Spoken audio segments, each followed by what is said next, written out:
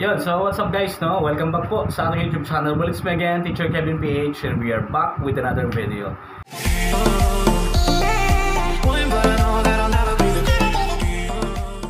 So meron tayong pasyente rito mga kaibigan, isang gigabyte board, no power. So wala siyang power at iniwan na lang ni client, no, kasi nga nasira din yung tester natin na pang power supply. Hindi natin alam kung power supply to. Pero as far as I know mga kaibigan, super dumi ng kanyang board. Napakadumi. So muna gagawin natin, especially sa SIO, super IO niya, napakadumi. Isa na rin siguro yan sa mga components kung bakit. Sabi ni client, patay sindi na daw siya noon. Hanggang ngayon na naging no power na lang siya agad. So, check natin to mga kaibigan. Check natin. Mga kaibigan, napakadumi ng kanyang super IO. Yan. Super dirty. So nililisan lang muna natin mga kaibigan, no? At syempre linisan lang din natin lahat ng mga components dito, no?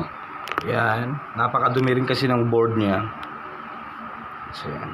So gamit ko nga pala lighter fluid, Fuji lighter fluid.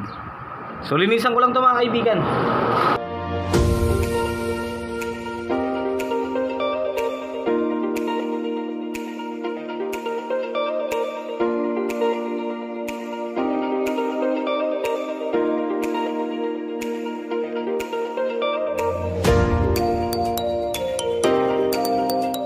Okay.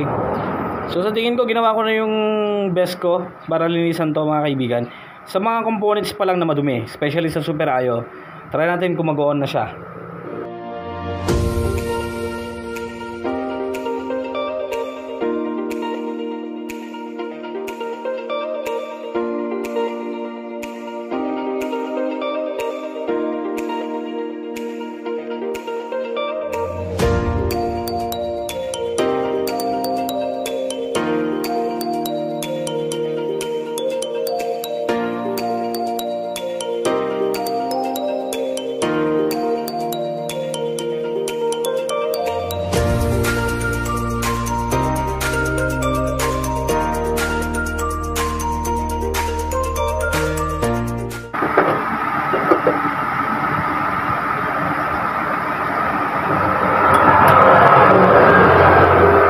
Okay. So far, umandar na siya.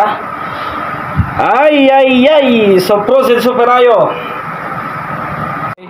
So, ngayon naman, testingin natin sa aking mumurahin na monitor kung meron na siyang display, mga kaibigan. So far, umandar na. Nilinisan lang natin yung kanyang Super IO. Okay. Let's see. Yun. So, umandar naman siya. Tignan natin kung may display niya dito sa ating monitor.